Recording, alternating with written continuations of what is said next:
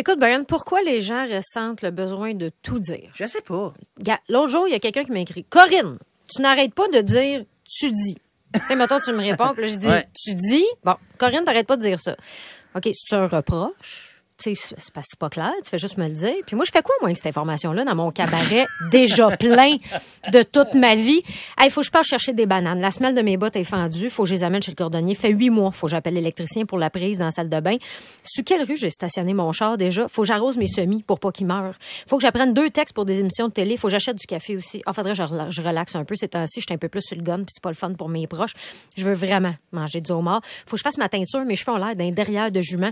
Puis mon robinet coule encore. Je m'ennuie de mon gars. Faut que je trouve le temps de faire du sport. Là-dedans, je maillis ces temps-ci. Fait que ton commentaire, là, t'arrêtes pas de dire, tu dis, là, mets-le dans ton cabaret. Là, tu viens tout fucker mon équilibre qui, clairement, était parfait.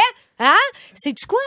Quand même tu me dirais coque-l'œil dans un cockpit au Congo aux 3 mots. Quand même que je dirais ça, là, constamment. Je vais dire Coque-l'œil dans un cockpit cockpit au Congo, là. Quand même, je le dirais sans arrêt, là. Je vais dire comme ma mère me disait quand j'étais jeune, mêle-toi de tes oignons. Hey. OK? Mêle-toi de tes affaires. Puis là, je sais qu'il n'y a rien là. Sérieusement, dans ce commentaire, je sais qu'il n'y a rien là, mais c'est comme une mouche, hein? C'est pas gros dans une pièce, Non. mais ça gosse. Tu dis. Tu dis, ça gosse.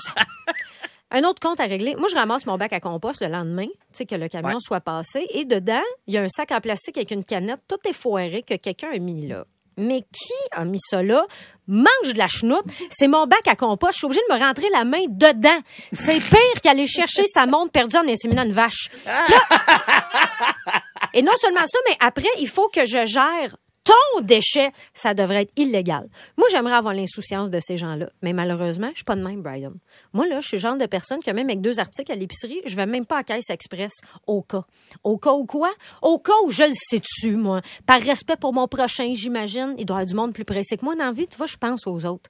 Quand tu ressors ta main d'un bac à compost, Brian, là, même si tu touches absolument à rien puis au rebord, là, elle pue ta main. T'as beau la laver 80 fois, il reste toujours des petites gouttes de vapeur de jus qui ont pogné dans ton petit bol de bras.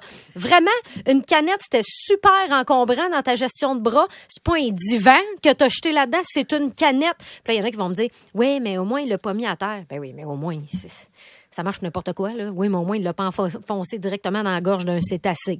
Au moins, il l'a pas lancé dans un berceau. Au moins, il l'a pas brûlé sur du gaz, sur des explosifs, sur des otages. Au moins, ben des affaires, là. On fait un deal, OK? Tout le monde se gère et arrête d'être des mouches à marde pour la société. OK? On le fait! On le fait! C'est quoi ton lunch?